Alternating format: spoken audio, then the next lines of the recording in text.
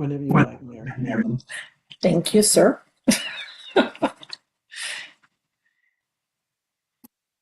Did you need to record or hit record?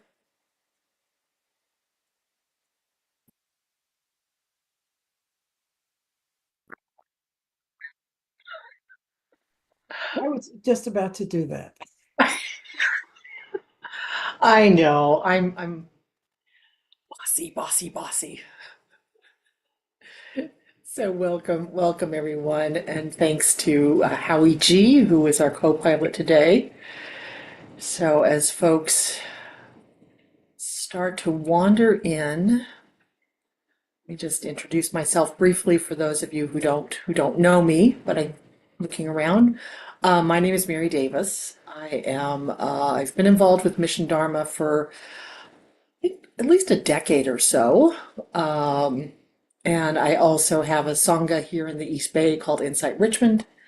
And but being here is always a pleasure and a privilege. Howie should be back next week. I don't know where he is. He's off being Howie. So but he is safe, he is well, so there's nothing to worry about. So so today I'm going to talk mix things up just a little bit, not too much. So today I want to talk about refuge, because I know a lot of folks these days have been thinking about refuge, whether it's in a Buddhist context or whether it's just escaping whatever we think is going to be happening here. So so I'll talk a little bit more about what it means to take refuge, and we'll go into more detail during the talk. But what we're going to do in terms of the meditation today is we're going to start chanting together the refuge vows. Now, when I say together, I mean stay on mute, because as much as I love the sound of voices chanting together, on Zoom, it's just not pretty. It becomes this cacophony. So I will have the words up on this. I'll have the words up on the screen, and I'll lead, and you can follow along. Or if you're not comfortable with chanting, or then you can simply just start to settle into your practice just a little early. But before we do that, one of the refuges is that of Sangha, right? The Buddha, Dharma, and Sangha. So for those of you who feel comfortable, just turning on your cameras for a moment, just so that we can get this sense of who's here, being together, right? Thank you. Thank you, thank you. Yeah, there we go. Lovely to see you all. And so just before we practice, just feel free to peek into the little Zoom rooms. Some of the faces may be familiar to you, some not. But just remember that we're in this field of Sangha, right? We're being held together by the precepts of non-harming. We all have some belief, otherwise we wouldn't be here, that this meditation thing might be helpful. Just, being with Sangha just is being able to show up just as you are. You don't have to, be pious. You don't have to be necessarily be happy. You can show up. You can show up joyful. You can show up sad. You can show up scared. You can show up just as you are. You don't have to fake anything. And that really is the beauty of Sangha, because how many places do we have in our life where it's okay just completely be ourselves? We don't have to hide anything, right? So that we're in this field of safety and support. And then if folks feel comfortable, maybe just hearing some voices about where you're joining us from.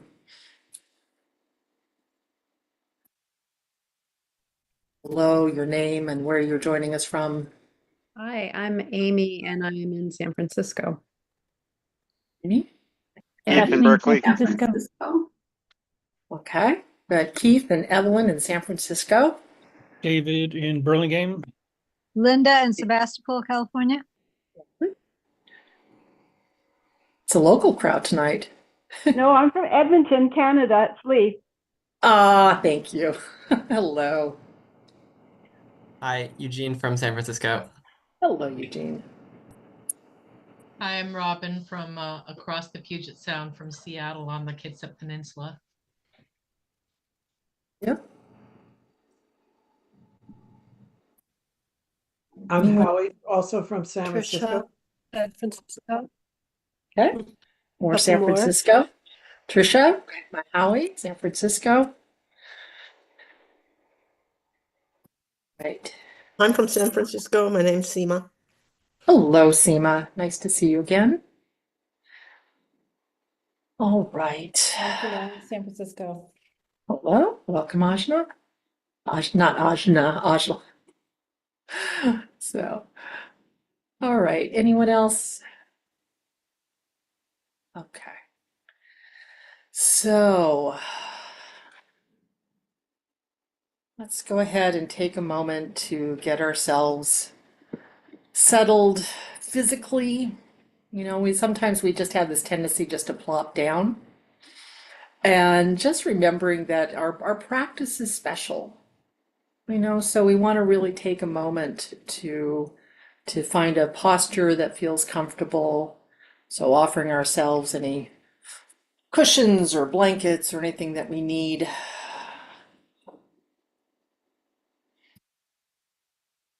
I'm going to put the words to the refuge vow up on the screen here.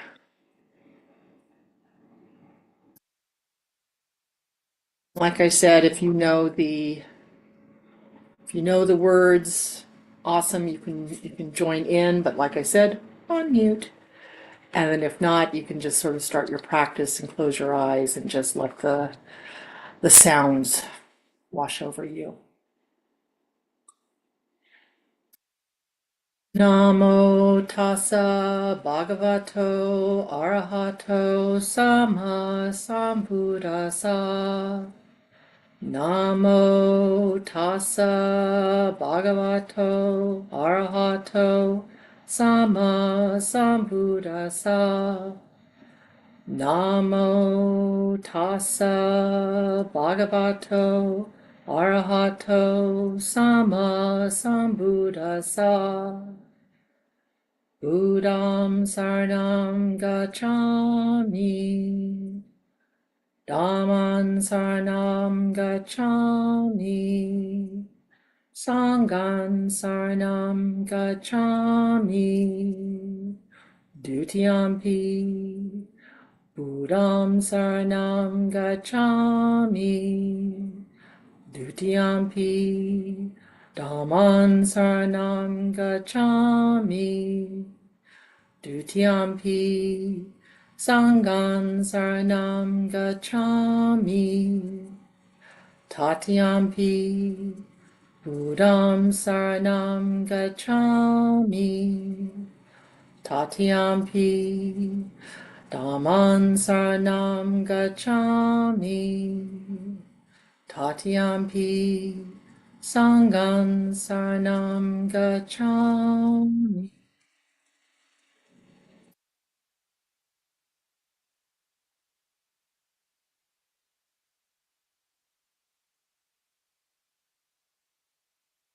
Sing the words of the refuge chant. Settle, perhaps landing in your heart.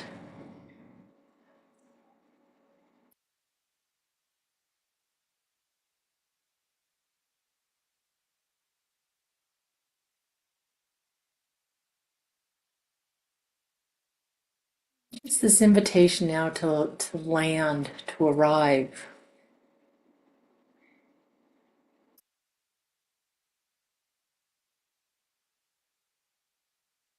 Letting the body be heavy in the chair or couch, wherever you're sitting, cushion. Trusting that the furniture and the earth will do its job in holding us. Don't need to brace.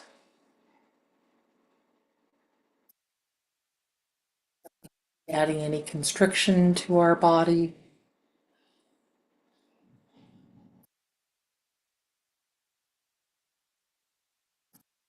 Just inviting that sweet feeling of perhaps coming home after a long day and there's nothing else that you have to do. You've put the to-do list away. It's just, well,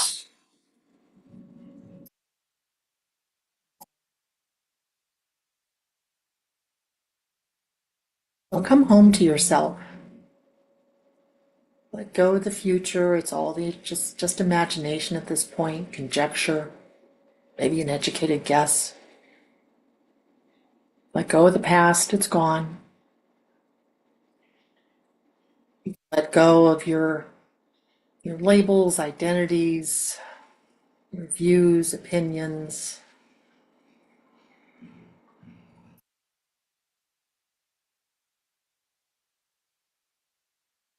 Just get to tuck ourselves into this moment.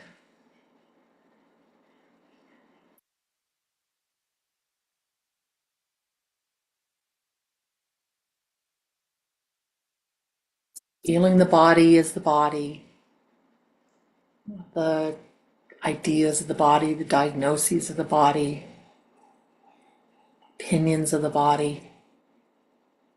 Just what's here now. You sense things like perhaps temperature. Perhaps it's chilly in your room right now. Perhaps it's toasty. Perhaps it's just right and you don't even notice.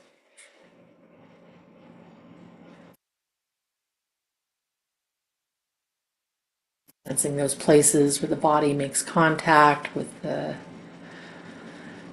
furniture, with the chair, the couch, etc. Perhaps you feel softness or hardness.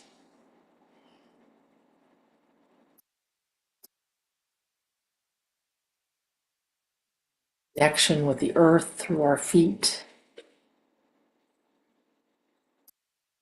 Inviting the sense of groundedness, sense of being held.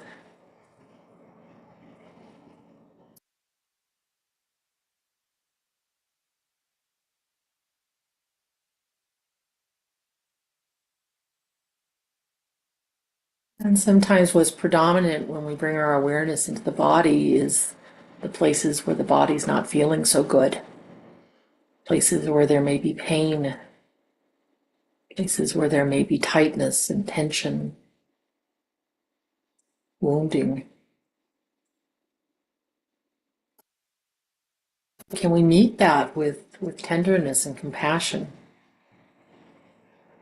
Not demanding that it has to change.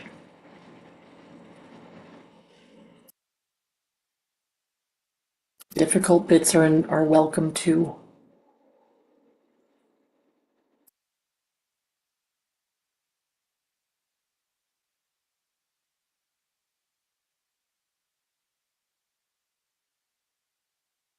Noticing any tension or tightness in the body, often around the jaw, the shoulders, the belly, perhaps around the eyes. Just check in and see where you're carrying your tension. And just as an invitation to release, we can let the face rest. We don't have to look pleasant. We don't have to look nice. Let the face rest. Shoulders drop.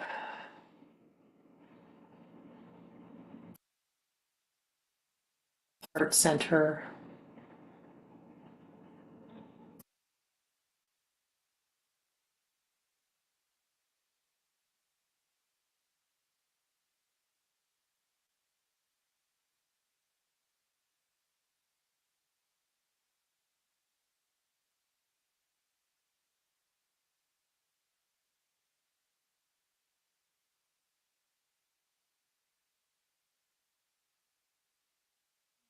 Start to quiet and to still. Notice the subtle movements of the body as we breathe.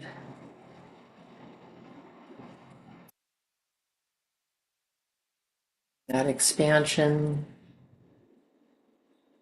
relaxation.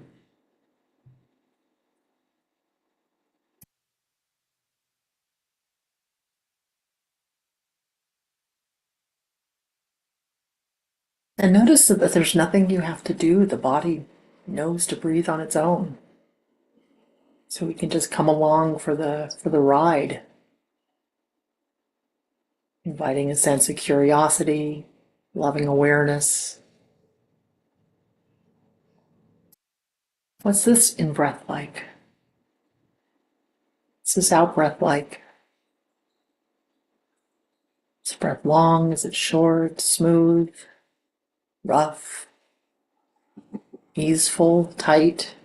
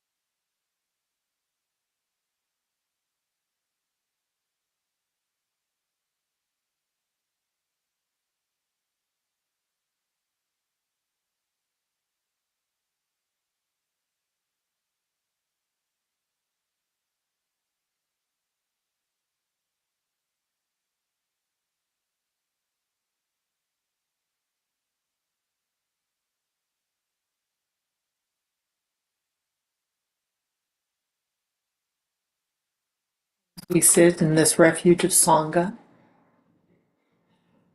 feeling that silent sense of support and affection.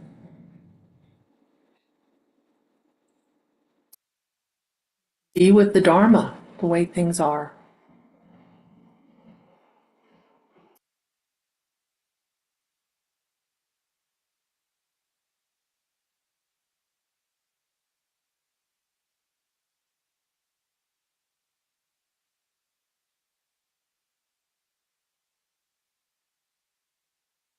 Don't have to create anything, destroy anything, any elaborations, just as things are in this moment for you. The truth of how things are, the Dharma.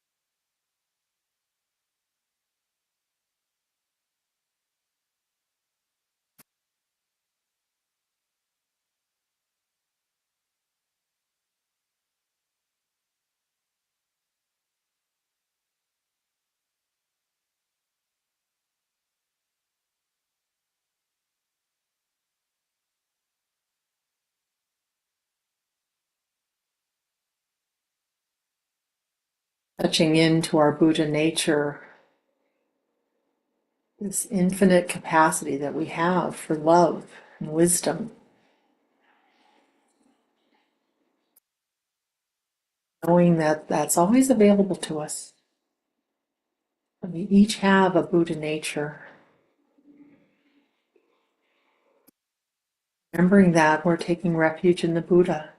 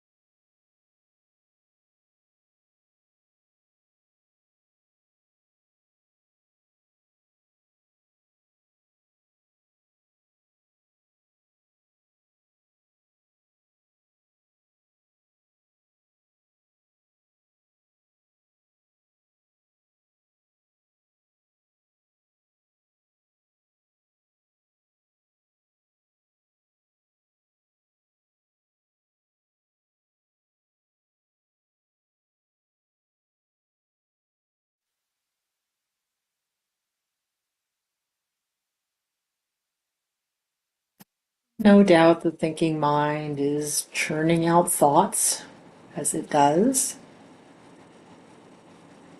inviting us to follow them, engage. Don't have to. We can see them, acknowledge them, feel them, and then just come back to this refuge in this moment among Sangha, touching into our Buddha nature of stillness and peace.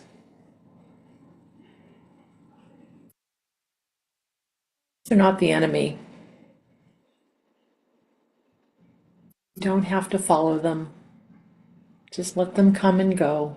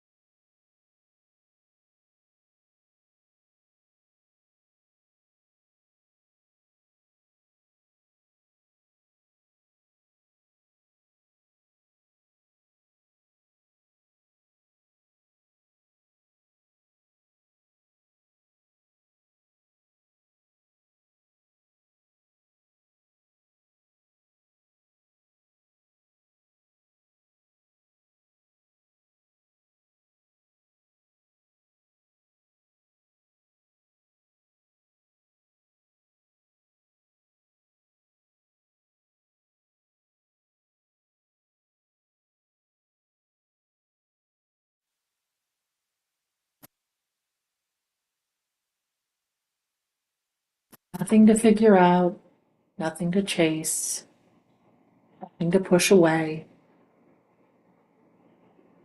Let yourself rest in the refuge of Buddha, Dharma, Sangha, trusting that in this moment you're okay.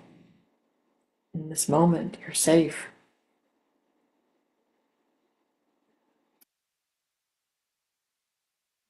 Weary mind rest, trusting that just this breath is enough.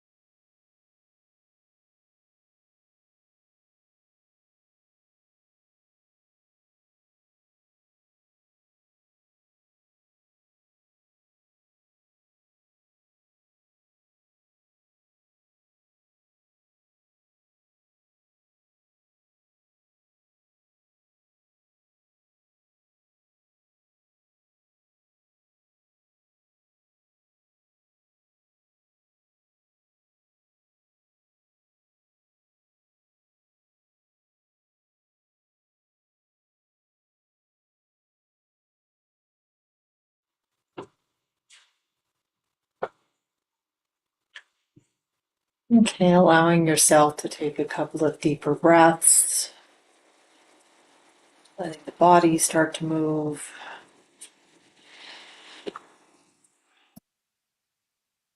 Bringing yourself back to our virtual room.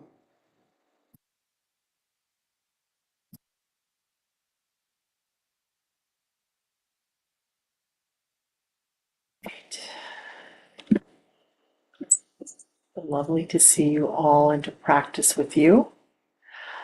So I am going to toss it over to Howie G for some brief announcements. Okay, thank you, Mary. I want to talk about some upcoming opportunities for us. But before I do that, I want to talk about Donna. You know, Donna is, for those of you who haven't heard us talk about it, Donna means generosity.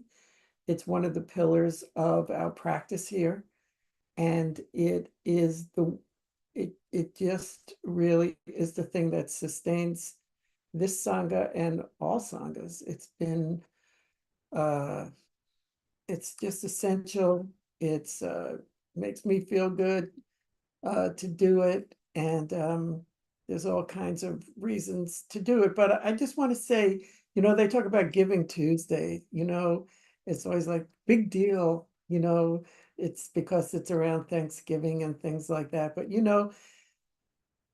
every Tuesday night, I don't know about you, but I just feel like I receive so much from being here with you and sitting, and I really need the structure, to help me sit. And if and, on the one hand, it's just a blessing, On the other hand, it it, it doesn't just happen, Somebody needs to give a little money or volunteer or something like that to make this thing happen. And that's us. So I just put something in the chat where you can see how you can send money in various ways, online, check, PayPal, etc. In Canada, we've got some method. So I really want to encourage you to remember how important this is, and how important generosity is too. So that's my my bid. There's a lot of very worthy things that are needed, especially lately, to have our support. And this is always, up there. Okay, thank you for listening. And thank you, Mary, for doing this, of course, on behalf of everybody who doesn't talk as much as me. So there are 4 things happening. All these opportunities to sit together and practice. On December 7th, two things are happening simultaneously. If you identify as LGBTQIA or GNC, there is going to be a get together. It's a Rainbow Community Day of Buddhist meditation, and it will be taught by, watch me ruin this name, Anushka Fernandapool and John Martin. And that's in San Francisco at the Buddhist Meditation Center. And it's from 10 a.m. to 4. You'll find that information in the email that you received today. And that is on December 7th, a Saturday. That same day, for those who can't make that one or don't identify that way, Howie's doing a retreat. It's a hybrid, so it's in person and online, and it's going to be in Tucson, but we can all get a chance to attend Saturday, December 7th, and go to the email to hear that. It's called Still Life, and I guess that has lots of double entendres, but yes, there is still a great deal of life happening. On the 14th, the following week, Howie's doing another hybrid at Spirit Rock or on Zoom, and that's called Loving the House That Ego Built. And that will also be kind of like a half day from 10 a.m. to 3. So please check that out. And finally, on the 15th of January, there's a 4-day retreat. However, it's online. So I know he talked about it a little bit last week. You can find out more information about it. It's called Feeling the Heart, Awakening Insight. Even though it is online, according to how it's going to feel very much like if you have attended a retreat in person. So it'll be a lot of continuity, a lot of opportunities through the days. It sounds pretty great. And so that is wherever you are, we can attend. So if you have any more questions about it, go to the email. And thank you so much. Thank you, Howie. Your Donna of your volunteering is always appreciated. So thank you. All right. So I just want to share some thoughts about refuge. And over the last few weeks, I have been checking in with folks. I lead various groups inside Richmond, and plus I also work in another organization where I talk with people a lot. And I've been checking in on folks on how they're doing about the election results. And several have responded that they've been doing research on what it would take to become a foreign citizen, right? Or making sure their passport is up to date just in case, right? They need to feel like they need to flee. And like so many others throughout history who felt unsafe in their own countries, who felt that fear of that weight of that fear and oppression, they're considering becoming refugees in a way themselves in order to seek some sense of security, some sense of safety someplace else. And so while some may, maybe on the other side of the political spectrum, on the quote winning side, they may find such action silly or unnecessary, or that they're overreacting. But when I talk to folks, I mean, the fear is really palpable, especially around having some of their rights taken away. I mean, you just feel it. And so is that fear justified? As Howie said, don't know. We don't know what the next 4 years and beyond is going to bring us. But, when we think about refugees and we think about the images that we have, watching the news or talking to people whose perhaps their parents have fled, their home countries to avoid violence or famine or political persecution, you feel that it's driven by this desperation and this suffering. And so we can't help but feel compassion when we meet that. Because we all just want to be happy. We all want to feel safe. We all want to be healthy and have ease in our lives. And so while some, feel the need to flee their country for physical survival, many of us in perhaps less dire circumstances are also just looking for that sense of peace, looking for that place where we can just rest and feel safe. And so it may be fun, in these times, fantasizing about where we can escape the chaos of what's happening here in the States and the world, right? The Buddha taught that the ultimate peace and sense of security that we seek will never be found in external places or conditions. And so this is from the suttas, right? They go to many a refuge, to mountains and forests, to parks and tree shrines, people threatened with danger. That's not the secure refuge, not the supreme refuge. That's not the refuge having gone to which you gain release from all suffering and stress. But when, having gone to the Buddha, Dharma, and Sangha for refuge, you see with right discernment the Four Noble Truths, stress, the cause of stress, and the transcending of stress, and the Eightfold Noble Path, the way to stilling stress. Oops, sorry folks. That's the secure refuge. That's the supreme refuge. That is the refuge having gone to which you gain release from all suffering and stress. So what does it mean to go to refuge to the three jewels, or sometimes called the three gems? I remember when I started my practice a few decades back, I remember I asked my teacher that, and he said, because I was getting worried about what felt to me like a little religiosity to it, right? A little bit having coming out of other things. It's like, I don't know about this. And so I asked him, I said, what does this mean? And he said it simply means to recognize that our ultimate happiness in external, seeking our ultimate happiness in external circumstances and conditions is fruitless. And that the only way to release ourselves from suffering is through training our hearts and minds with the support of the Buddha, Dharma, and Sangha.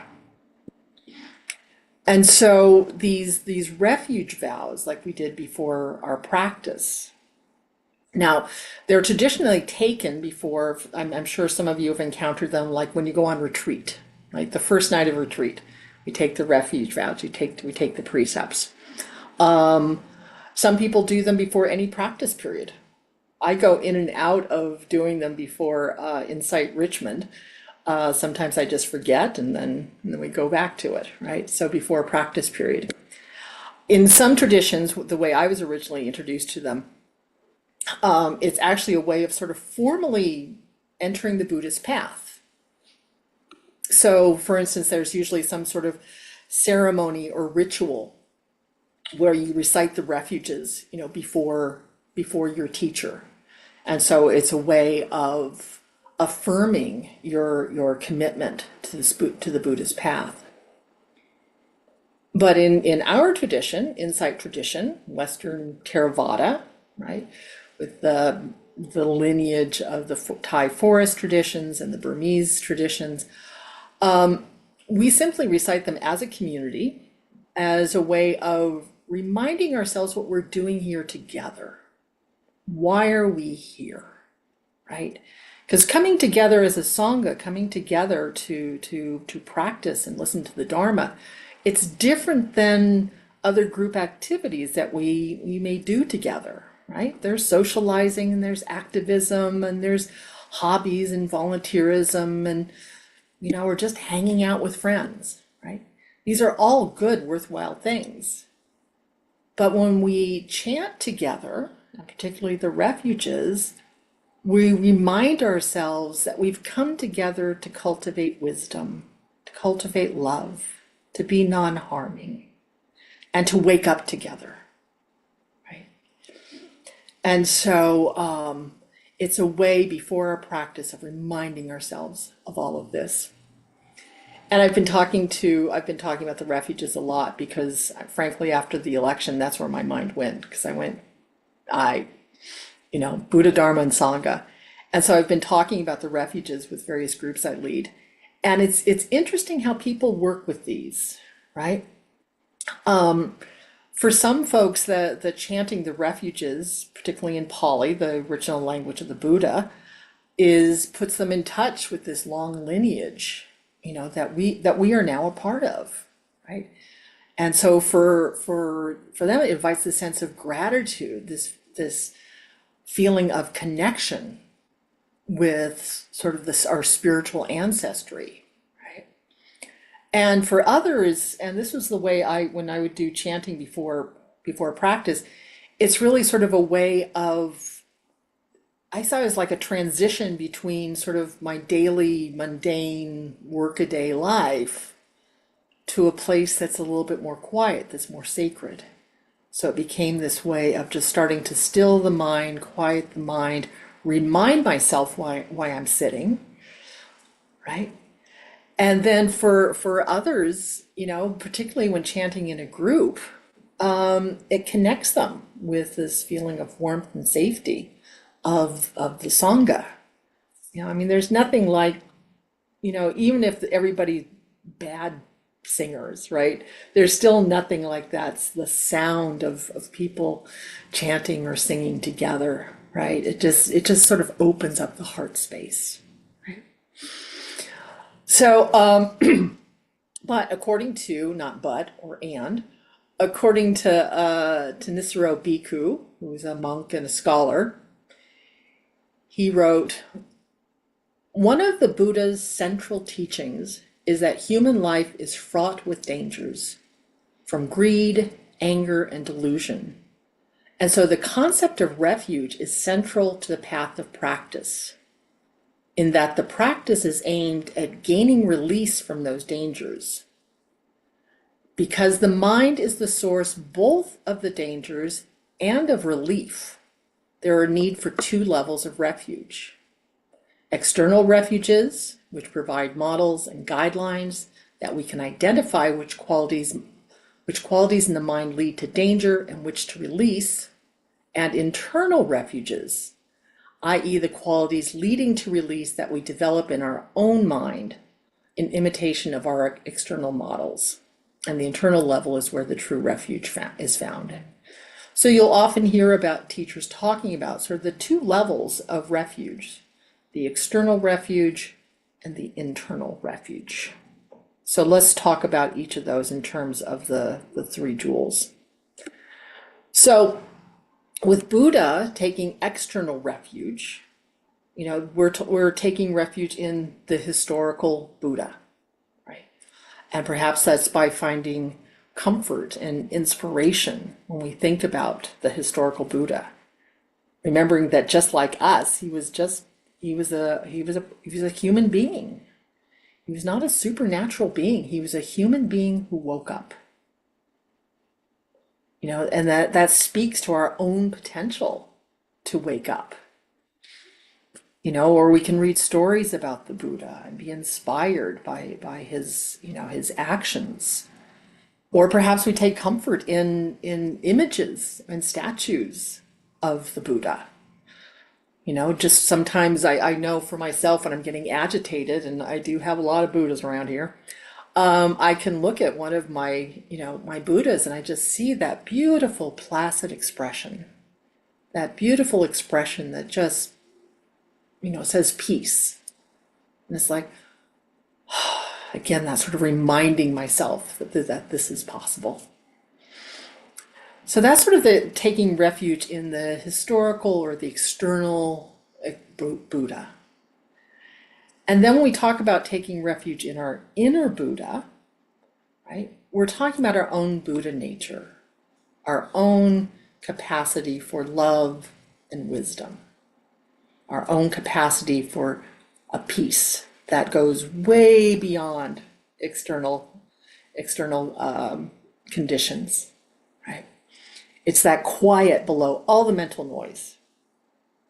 And, we may drop into this, we may experience this in meditation, or perhaps sometimes people experience this in nature, right? You're outside in nature and it's just all the mental clutter just kind of clears. And there's this deep sense that, it's been right here all along. I didn't necessarily have to go into the forest, but there was enough quiet here that I could, right? And remembering that it's accessible. We all have this. We all have this potential. And it is accessible if we remember. There was a woman in one of my groups, and she has been very troubled about the election. And she reported, she goes, I was sitting the other day, and I gave myself time to have this nice long sit. She goes, I settled, and there was this well of peace. And she goes, and I was able to dip into it. I was able to experience it. And she goes, and somehow, she goes, it didn't change anything outside, but it changed my relationship with it. That I can be there, I can be in that, and also know that I can come back, that I have this capacity for this peace and this capacity for love. And just seeing, because she'd been so worried and so fretting, and then just seeing how open her face was, and just how relieved she was. It's like, oh, this is my Buddha nature. It's been here all along, no matter what's happening. And so then we take refuge in the Dharma when we rely on the words and the teachings of the Buddha. We all have access to this deep, deep well of wisdom that we can draw upon, right? It's been left to us and it has been realized by many, many before us. I often think about, like I have a Dharma toolkit. And, from all the teachings I've had over the years, I have this toolkit. And I can sort of ask what's needed in this moment? What's the wise response in this moment? It's like I can open up my toolkit. Maybe I need a little metta. Oh, maybe there's an equanimity, right? Maybe I need to remember impermanence, and so I can draw on these teachings, so rather than looking for my refuge in getting lost in the news or whatever distraction, instead we can choose to listen to a Dharma talk. We can pick up our favorite Dharma book. Again, when I'm having these conversations, more than a couple people have mentioned they're picking up their well-read copy of Pema Chodron's When Things Fall Apart. And I went to my bookshelf too, and I realized I gave it to somebody during somebody's crisis. But, so that we can just have so there's a comfort in going back to the teachings. And then when we go for the internal refuge with the Dharma, it's taking refuge in the truth of how things are. Dharma translates as truth. And so, so much of our stress, so much of our suffering is in not being able to accept how things are, right? This constant resisting of our reality, this constriction we get when there's just this big internal, no, I don't like this, right? And so if I'm able to rest in the truth of this is how things are, no matter how challenging they can be, I can stop flailing. I can stop adding to my suffering.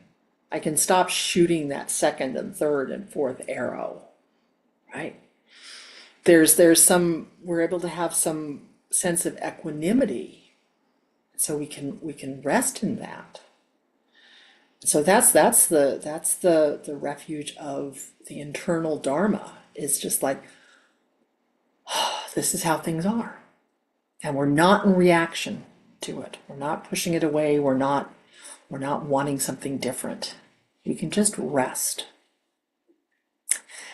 And then finally, when we take refuge in the Sangha, and that was a little different in terms of internal, external.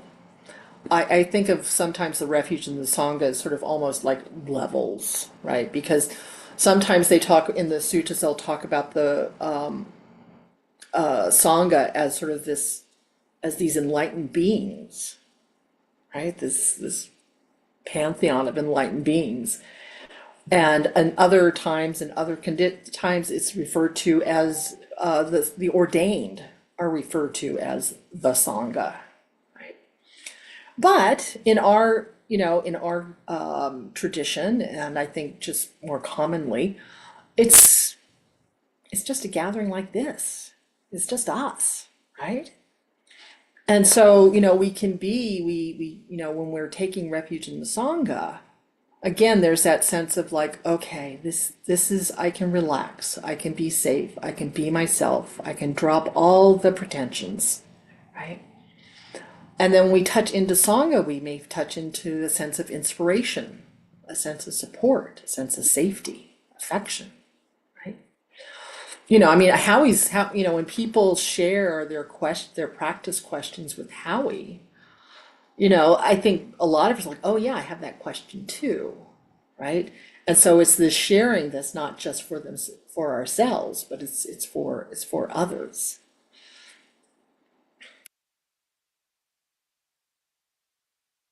And then perhaps we can use, the Sangha to remind us of our own humanity, right? When someone's talking about something difficult or they have a question, it's like, oh yeah, me too, me too. And we can remind ourselves and inspire it to our shared purpose. Perhaps someone is really, had a wonderful sit or a wonderful insight or something, something to that effect. And it's like, we can have mudita for that. It's like, how wonderful for you. And our hearts can break with each other too, when someone's going through something really difficult. So, there's this sense of, when we're in Sangha, of being held and seen, right? So that we're able to rest with how things are, right? It's a lot easier to hold together, right? Not knowing that we're not alone is also this sense of Sangha.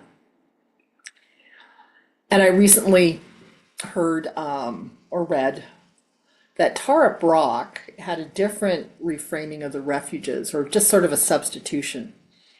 And just because I think for some people who may have had some religious trauma early on, anything that has any sort of religiosity to it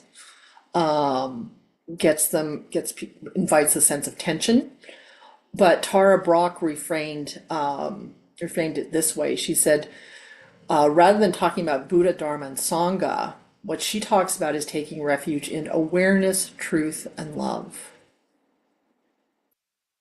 Awareness, right? That Buddha nature, touching into that awareness, Dharma, the truth, and love, Sangha, right? So if that's a helpful reframing for you, that's another way that you can look at it. So in these troubling times, it's a good question. Where am I taking refuge? Where am I trying to seek some sense of stable grounds and some sense of security? Is it trying to stay constantly informed? I know that sometimes when I get sucked in, it's like, I need to know everything that's happening. I don't. But there's this feeling of like, if I know everything that's happening, it's all going to be okay, because I'm on top of it, right? Or are we turning towards our distractions? Are we turning towards our, towards computers and phones and TVs, shopping? Maybe it's ice cream. Maybe it's that extra glass of wine, weed gummy or two. I remember I was on the night of the election, I was chatting with some friends, and we were all joking about having ice cream at the ready. It's like, did you get your ice cream for tonight? Yeah, I got my ice cream for tonight. What kind did you get? Okay. And so we figured that, ice cream is good, right? In case we need to celebrate. And ice cream is good if you want to just numb your feelings for a little while, right? And so, did I believe that ice cream was going to solve all my problems?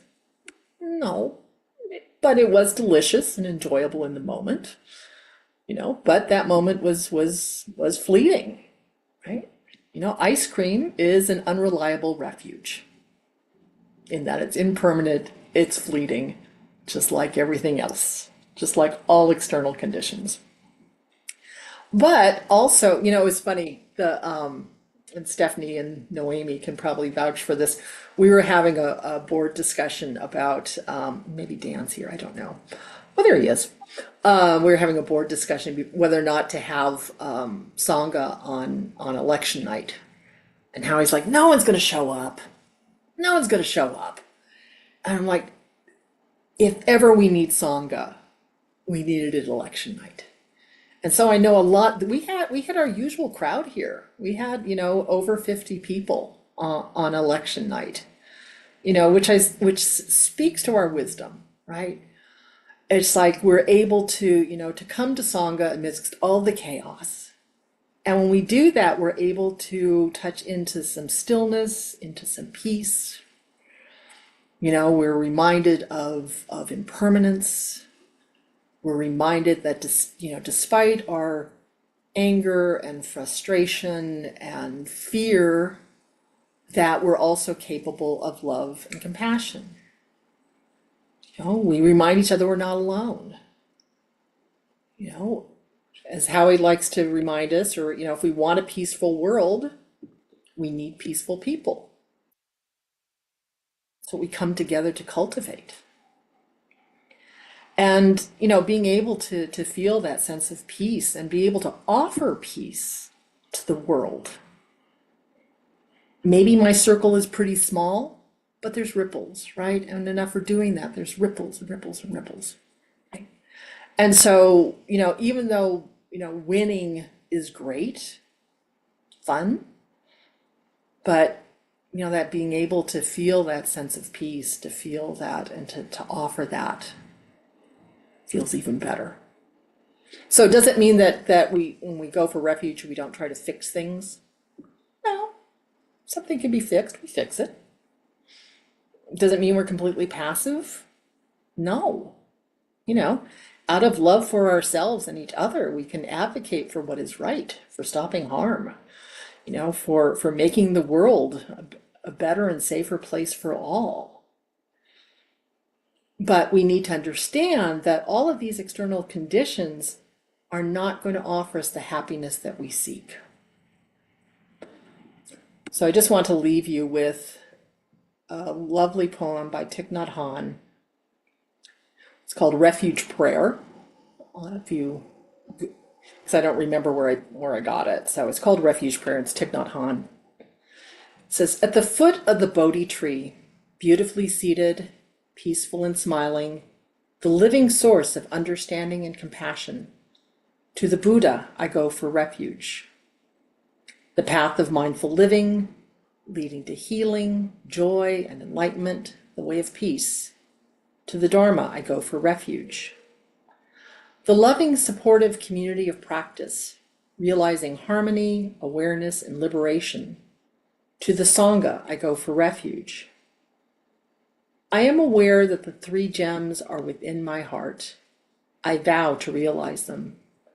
I vow to practice mindful breathing and smiling, looking deeply into things. I vow to understand living beings and their suffering, to cultivate compassion and loving kindness, and to practice joy and equanimity. I vow to offer joy to one person in the morning, and to relieve the grief of one person in the afternoon. I vow to live simply and sanely, content with just a few possessions, and to keep my body healthy. I vow to let go of all worry and anxiety in order to be light and free. I am aware that I owe so much to my parents, teachers, friends, and all beings.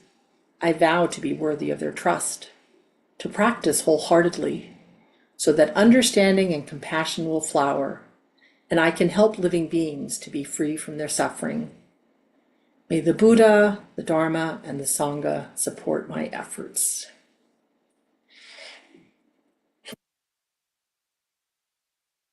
So that's what I have to share. We have a couple of minutes if anybody has questions, comments, relationship to this idea of refuge, where you've been taking refuge.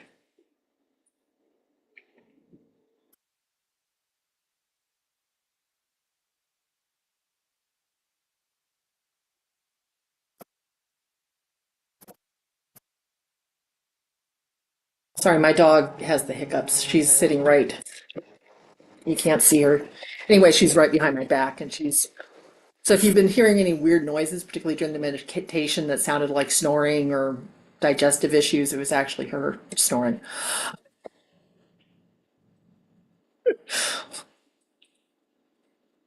I'm going to use that one next time, Mary. It was blaming it on the dog. Poppy, can you? Okay. So any thoughts? Otherwise, we can.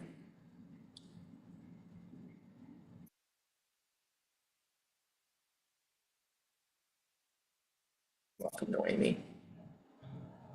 All right, so there's no other, let's just sort of settle back for last moment, sort of returning to silence.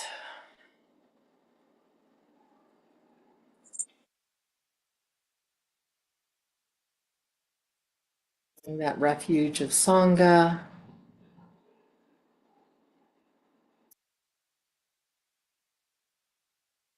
The refuge of Dharma, being with things as they are.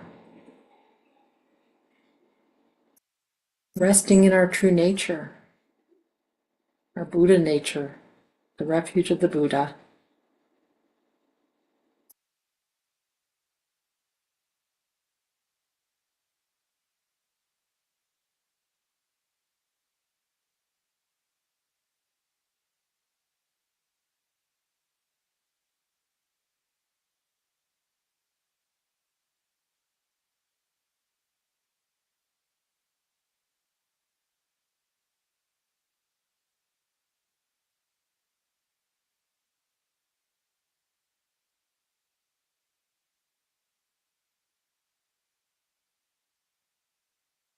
So we can take all the goodness that we've gathered here together and we can spread it far and wide to those known and unknown, those near and far, those that are dear and those that are difficult, human and non-human. May all living beings have happiness and the causes of happiness. May all living beings be free from suffering and the causes of suffering. And may all living beings live in peace.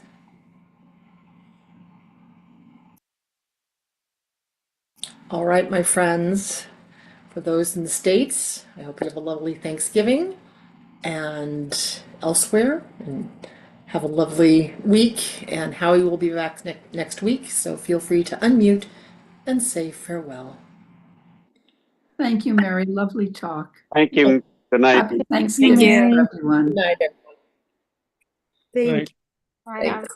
Thank you, Mary. Thank Bye. you. Good night, everyone. Good night.